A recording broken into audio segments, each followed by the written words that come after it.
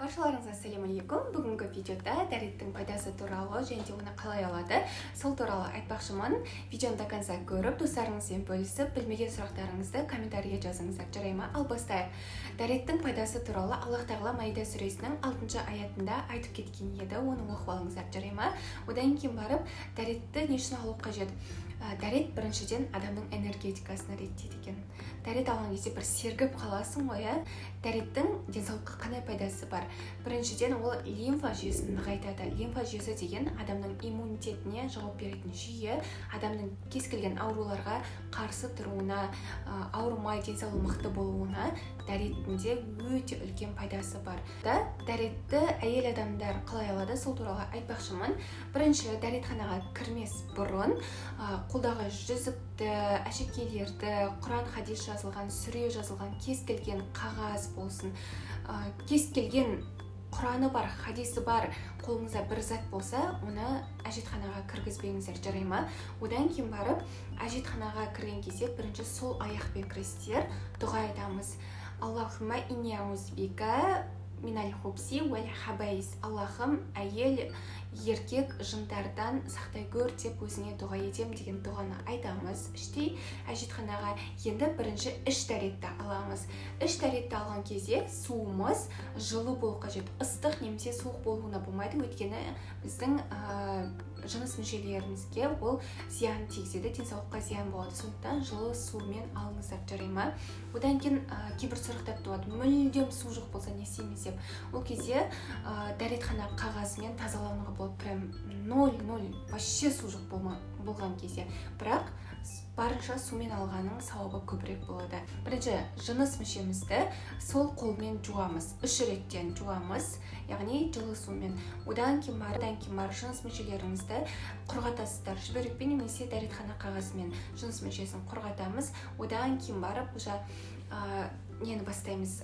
Ваннаға барып, немесе ванна сол жерде болса, кәдімгі дәретті бастаймыз. Бисмиллах дейміз. Жаңағыда бірінші жыныс мүшемізді жуғаннан кейін қолымызды жуамыз. Қайтадан сабындап жуған өте пайдалы, таза болған дұрыс қолдың. Қолды жуғаннан кейін бисмилля деп дәрет алып бастайсыздар. Қолға су аламыз. Ол ауызға, яғни ауызға келтіреміз. Одан кейін барып тамаққа дейін андай тамақты шаямыз. Яғни осы шаямыз. Одан кейін барып төгеміз суды, одан кейін қайтадан су аламыз, кеңсірікті шаямыз, одан кейін барып қайтадан түкіріп тастаймыз.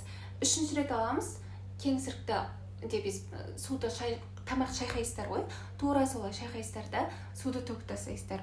Одан кейін барып қолға соламыз да деп мұрынға тартамыз. Яғни мұрынға тартамыз да и сол қолмен сіңгіріп тастаймыз.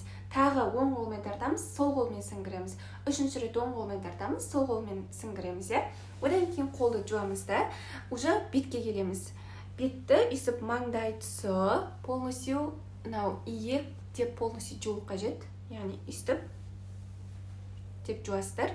3 реттен тоже. 1 рет алдық суды, жуып тастадық. 2-ші рет алдық, жуып тастадық. И 3-ші рет алдық, тоже жуып тастаймыз. Маңдайдан жерлер барлығы жуылу қажет. Келесі қолды жуамыз, суды аламыз. Қолға оң қол всегда оң жақтан бастаймыз. Оң қолға құямыз. И үсткен кезде су өзі төгіледі, қарай төгіледі. И шынтаққа дейін жуамыз. Сосын бар, үстеміз. Қайтадан кран ақтыр, су құйылады, қарай төгіледі, үстіп жуамыз. Саусақтардың арасына жууды ұмытпаңыздар. Тағы 3-ші рет аламыз, үстеміз, тағы да жуылады, саусақтардың арасын жууды ұмытпаймыз. Енді келесі қолды тура солай 3 рет қайталап жуамыз, үстіп, міне, деп 3 рет су аламыз ғой, үстіп 3 рет алып кетеміз. Қолды жудық, енді басқа масықты тартамыз. Яғни қолға суды 1 рет жуып аламыз да, қолды үстеміз, қараңыздар. Міне үстеміз ғой, 3 саусақ, соның ішкі жағымен. Бірінші, мен орамалмен тұрмын ғой, сіздер дәрет алар кезде орамалсыз боласыздар. Главный дәрет алған кезде тыр жалаңаш тұруға болмайды. Яғни міндетті түрде үстте киім болу қажет. Бірақ бізде баста уже орамал болмайды ол кезде, дәрет алар кезде.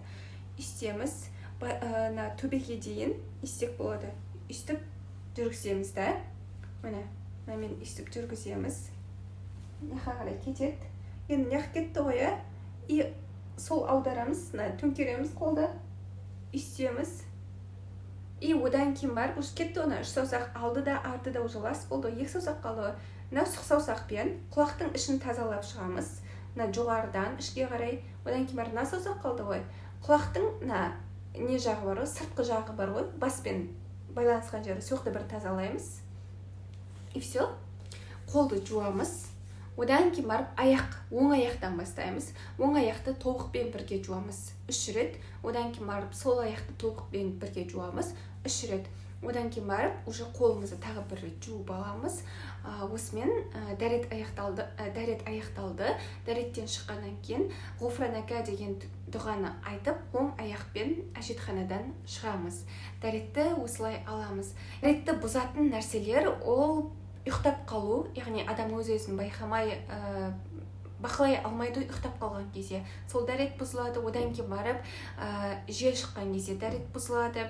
Одан кейін барып денеден қандай да бір қан шыққан кезде дәрет бұзылады. Мысалы, жара ашылып, немесе басқа да хиджама жасатқан кезде қан шығады ғой.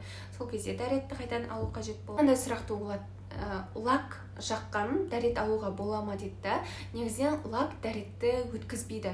Ал қына жетейді. Қына жаққан кезде қынаның тек бояуы ғана қалады, краскасы қана қалады. Қынадан дәрет өтеді, ал лактан дәрет өтпейді. Лак жаққан кезде ол краскамен бөлек су өткізбейтін басқа да компоненттері бар. Сондықтан да бірінші негізінен дәрет алған кезде, намазға бастар кезде лак жақпаған дұрыс. Лучше мынандай маникюр болады ғой, уходовый маникюр жасатып, без лака солай жасатып жүрсеңіздер, өзі әдемі көрінеді. Сондықтан да лак дәретті өткізбейді.